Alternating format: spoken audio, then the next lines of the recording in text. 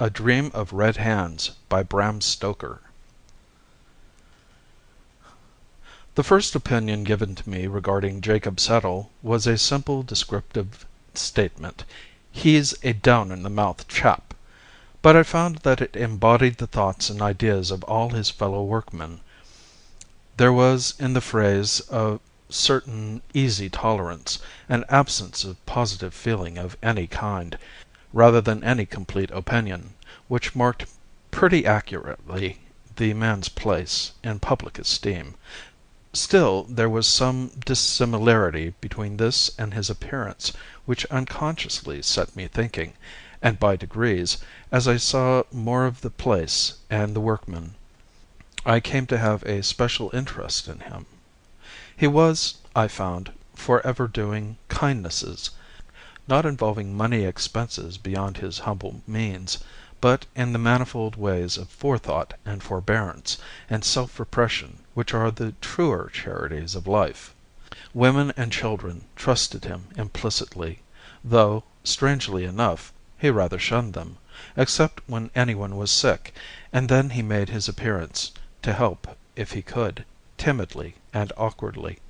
He led a very solitary life, keeping house by himself in a tiny cottage, or rather hut, of one room far on the edge of the moorland. His existence seemed so sad and solitary that I wished to cheer it up, and for the purpose took the occasion when we had both been sitting up with the child, injured by me through accident, to offer to lend him books. He gladly accepted, and as we parted in the grey of the dawn I felt something of mutual confidence had been established between us. The books were always most carefully and punctually returned, and in time Jacob Settle and I became quite friends. Once or twice as I crossed the moorland on Sundays I looked in on him, but on such occasions he was shy and ill at ease, so that I felt diffident about calling to see him. He would never under any circumstances come into my own lodgings. One Sunday afternoon I was coming back from a long walk beyond the moor, and as I passed Settle's cottage stopped at the door to say "How do you do" to him. As the door was shut I thought that he was out, and merely knocked for form's sake, or through habit, not expecting to get any answer. To my surprise I heard a feeble voice from within, though what was said I could not hear. I entered at once, and found Jacob lying half dressed upon his bed. He was as pale as death, and the sweat was simply rolling off his face. His hands were unconsciously gripping the bedclothes, as a drowning man holds on to whatever he may grasp. As I came in he half arose, with a wild, hunted look in his eyes, which were wide open and staring, as though something of horror had come before them. But when he recognized me he sank back on the couch with a smothered sob of relief and closed his eyes. I stood by him for a while, quite a minute or two, while he gasped. Then he opened his eyes and looked at me, but with such a despairing, woeful expression that, as I am a living man, I would have rather seen that frozen look of horror.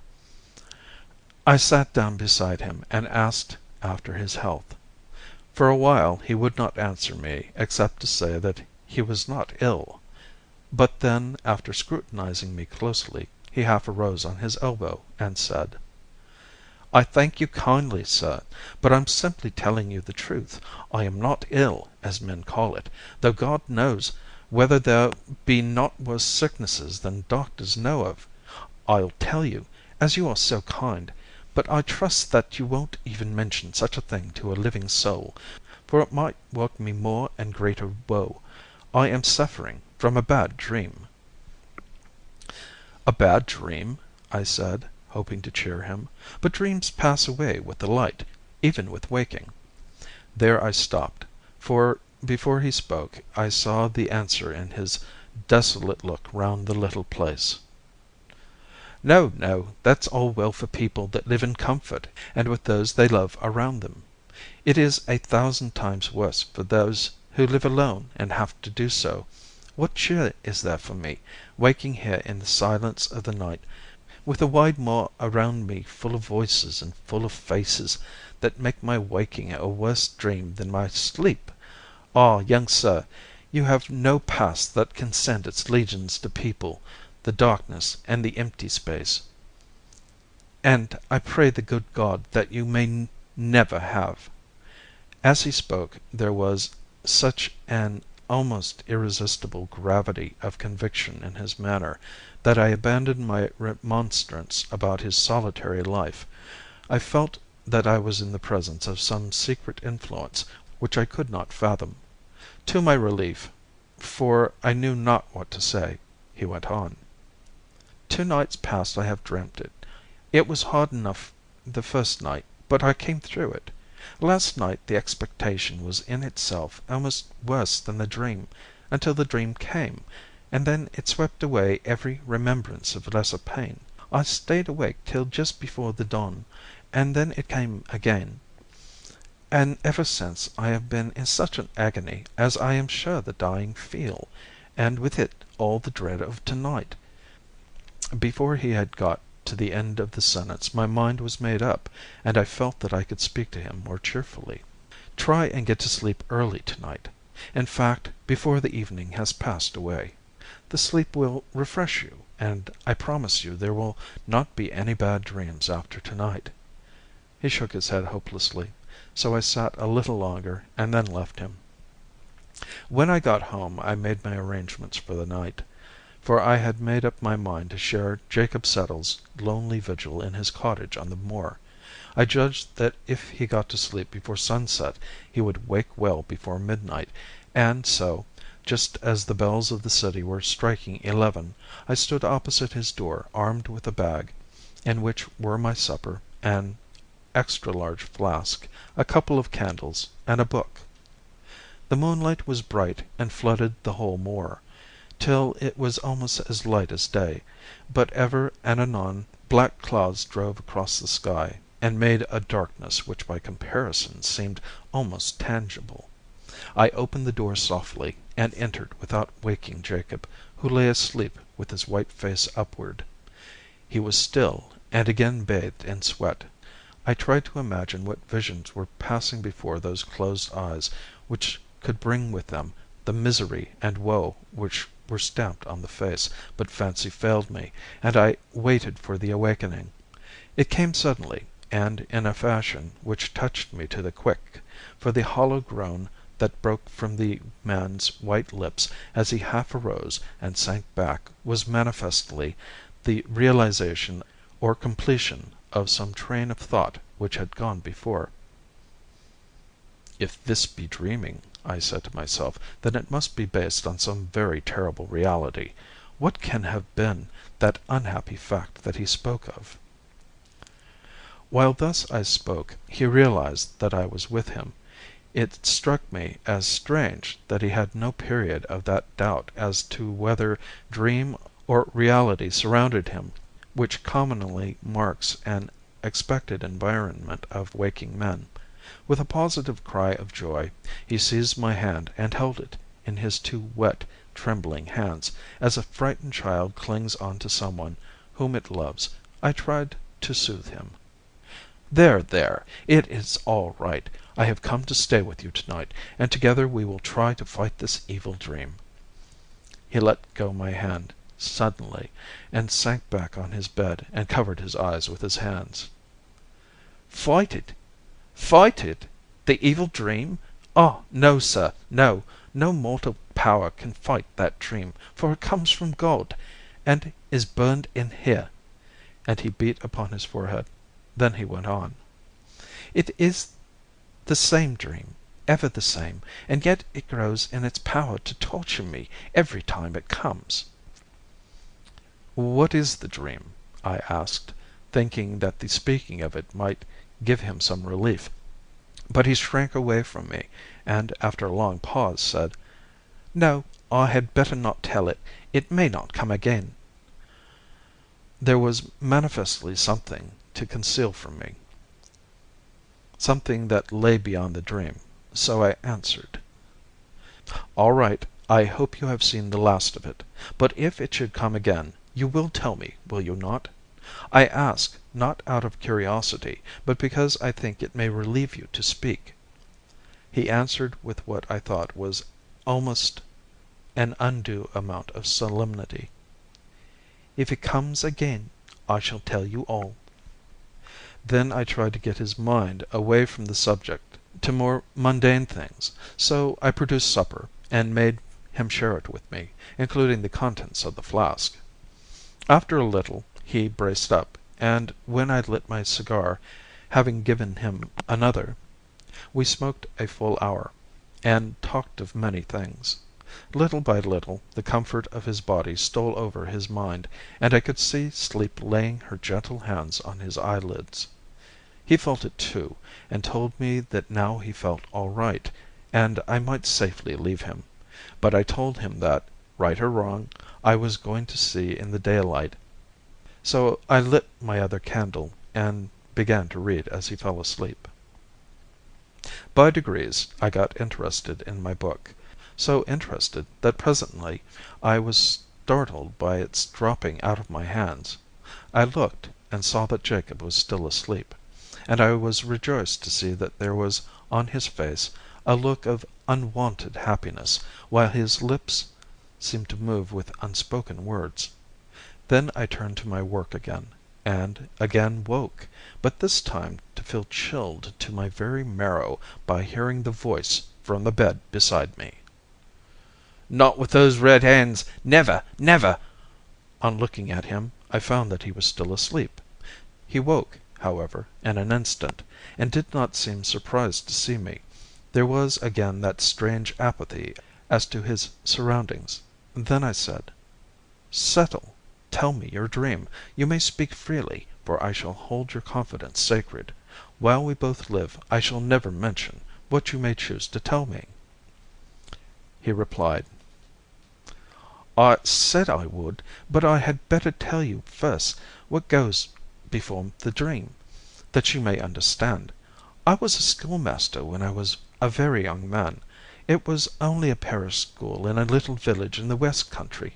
No need to mention any names. Better not.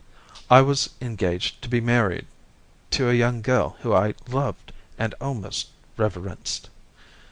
It was the old story. While we were waiting for the time when we could afford to set up house together, another man came along. He was nearly as young as I was, and handsome, and a gentleman, with all a gentleman's attractive ways for a woman of our class. He would go fishing, and she would meet him while I was at my work in school. I reasoned with her, and implored her to give him up. I offered to get married at once and go away and begin the world in a strange country. But she would not listen to anything I could say, and I could see that she was infatuated with him. Then I took it on myself to meet the man, and ask him to deal well with the girl, for I thought he might mean honestly by her, so that there might be no talk or chance of talk on the part of others. I went where I should meet him, with none by, and we met." Here Jacob Settle had to pause, for something seemed to rise in his throat, and he almost gasped for breath. Then he went on: "Sir, as God is above us, there was no selfish thought in my heart that day. I loved my pretty Mabel too well to be content with a part of her love, and I had thought of my own unhappiness too often not to have come to realize that, whatever might come to her, my hope was gone. He was insolent to me. You, sir, who are a gentleman, cannot know perhaps how galling can be the insolence of one who is above you in station. But I bore with that.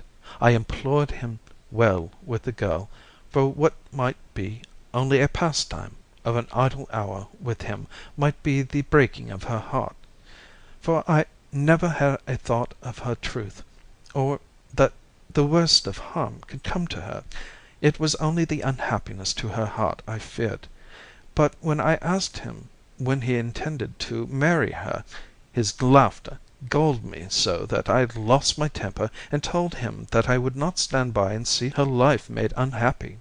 Then he grew angry too, and in his anger said such cruel things of her that then and there I swore he should not live to do her harm. God knows how it came about, for in such moments of passion it is hard to remember the steps from a word to a blow, but I found myself standing over his dead body, with my hands crimson with the blood that welled from his torn throat. We were alone, and he was a stranger, with none of his kin to seek for him, and murder does not always out. Not all at once. His bones may be whitening still, for all I know, in the pool of the river where I left him. No one suspected his absence, or why it was, except my poor Mabel, and she dared not speak. But it was all in vain, for when I came back again after an absence of months, for I could not live in the place, I learned that her shame had come, and that she had died in it. Hitherto I had been borne up by the thought that my ill deed had saved her future, but now, when I learned that I had been too late, and that my poor love was smirched with that man's sin, I fled away with the sense of my useless guilt upon me more heavily than I could bear.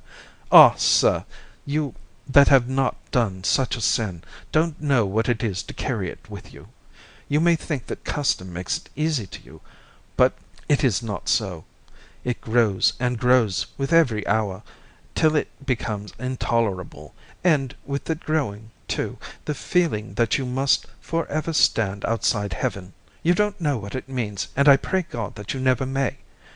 Ordinary men, to whom all things are possible, don't often, if ever, think of heaven. It is a name, and nothing more, and they are content to wait and let things be, but to those who are doomed to be shut out for ever, you cannot think what it means, you cannot guess or measure the terrible, endless longing to see the gates opened and to be able to join the white figures within. And this brings me to my dream. It seemed that the portal was before me, with great gates of massive steel with bars of the thickness of a mast rising to the very clouds, and so close that between them was just a glimpse of a crystal grotto, on whose shining walls were figured many white-clad forms, with faces radiant with joy. When I stood before the gate my heart and soul were so full of rapture and longing that I forgot. And there stood at the gate two mighty angels with sweeping wings, and oh, so stern of countenance! They held each in one hand a flaming sword, and in the other the latchet, which moved to and fro at the lightest touch. Near it were figures all draped in black, with heads covered so that only the eyes were seen, and they handed to each who came white garments such as the angels wear. A low murmur came that told that all should put on their own robes, and without soil, or the angels would not pass them in, but would smite them down with the flaming swords. I was eager to don my own garment, and hurriedly threw it over me, and stepped swiftly to the gate. But it moved not, and the angels, loosing the latchet, pointed to my dress. I looked down, and was aghast, for the whole robe was smeared with blood. My hands were red, they glittered with the blood that dripped from them, as on that day by the river bank. And then the angels raised the flaming swords to smite me down, and the horror was complete. I awoke. Again, and again, and again, that awful dream comes to me. I never learn from the experience, I never remember, but at the beginning the hope is ever there to make the end more appalling, and I know that the dream does not come out of the common darkness where the dreams abide, but that it is sent from God as a punishment. Never, never shall I be able to pass the gate, for the soil on the angel garments must ever come from these bloody hands. I listened as in a spell as Jacob Settle spoke. There was something so far away in the tone of his voice, something so dreamy and mystic in the eyes that looked as if through me at some spirit beyond. something so lofty in his very diction, and in such marked contrast to his work-worn clothes and his poor surroundings, that I wondered if the whole thing were not a dream. We were both silent for a long time. I kept looking at the man before me in growing wonderment. Now that his confession had been made, his soul, which had been crushed to the very earth, seemed to leap back again to uprightness with some resilient force. I suppose I ought to have been horrified with his story, but, strange to say, I was not. It certainly is not pleasant to be made the recipient of the confidence of a murderer, but this poor fellow seemed to have had not only so much provocation, but so much self-denying purpose in his deed of blood that I did not feel called upon to pass judgment upon him. My purpose was to comfort, so I spoke out with what calmness I could, for my heart was beating fast and heavily. "You need not despair, Jacob Settle. God is very good, and his mercy is great. Live on and work on in the hope that some day you may feel that you have atoned for the past." Here I paused, for I could see that deep, natural sleep, this time, was creeping upon him. "Go to sleep," I said. "I shall watch with you here, and we shall have no more evil dreams tonight."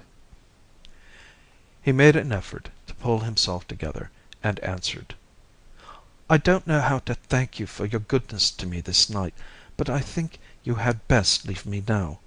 I'll try and sleep this out. I feel a weight off my mind since I have told you all. If there's anything of the man left in me, I must try and fight out life alone." "I'll go to-night as you wish it," I said, "but take my advice, and do not live in such a solitary way. Go among men and women. Live among them. Share their joys and sorrows, and it will help you to forget. This solitude will make you melancholy mad." "I will," he answered, half consciously, for sleep was overmastering him. I turned to go, and he looked after me. When I had touched the latch, I dropped it, and, coming back to the bed, held out my hand. He grasped it with both his as he rose to a sitting posture, and I said my good night, trying to cheer him. "Heart, man, heart. There is work in this world for you to do, Jacob Settle. You can wear those white robes yet, and pass through that gate of steel." Then I left him. A week after, I found his cottage deserted, and on asking at the works was told that he had "gone north," no one exactly knew whither. 2 years afterwards I was staying for a few days with my friend Dr. Munro in Glasgow. He was a busy man, and could not spare much time for going about with me, so I spent my days in excursions to the Trossachs and Loch Katrine and down the Clyde. On the second last evening of my stay I came back somewhat later than I had arranged, but found that my host was late too. The maid told me that he had been sent for to the hospital, a case of accident at the gasworks, and the dinner was postponed an hour, so telling her I would stroll down to find her master and walk back with him, I went out. At the hospital I found him washing his hands preparatory to starting for home. Casually I asked him what his case was. "Oh, the usual thing. A rotten rope, and men's lives of no account. 2 men were working in a gasometer when the rope that held their scaffolding broke. It must have occurred just before the dinner hour, for no one noticed their absence till the men had returned. There was about 7 feet of water in the gasometer, so they had a hard fight for it, poor fellows. However, one of them was alive, just alive, but we have had a hard job to pull him through. It seems that he owes his life to his mate, for I have never heard of greater heroism. They swam together while their strength lasted, but at the end they were so done up that even the lights above and the men slung with ropes, coming down to help them, could not keep them up. But one of them stood on the bottom and held up his comrade over his head, and those few breaths made all the difference between life and death. They were a shocking sight when they were taken out, for that water is like a purple dye with the gas and the tar.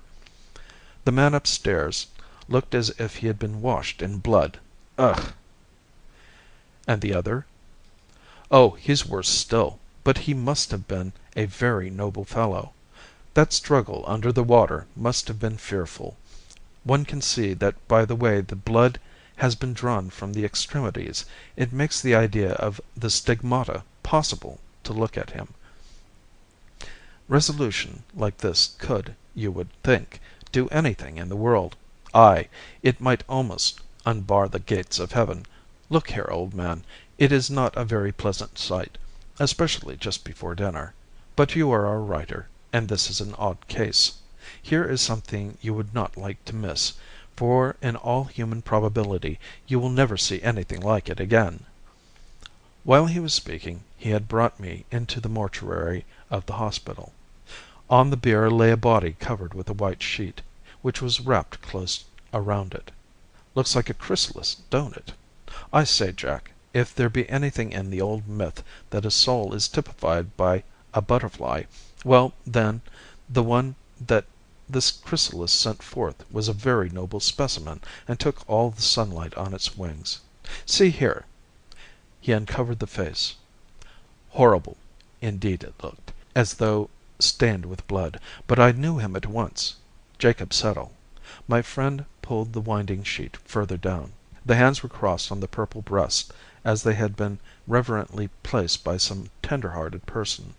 As I saw them my heart throbbed with a great exultation, for the memory of his harrowing dream rushed across my mind. There was no stain now on those poor brave hands, for they were blanched white as snow. And somehow as I looked I felt that the evil dream was all over. That noble soul had won a way through the gate at last. The white robe had now no stain from the hands that had put it on. End of A Dream of Red Hands.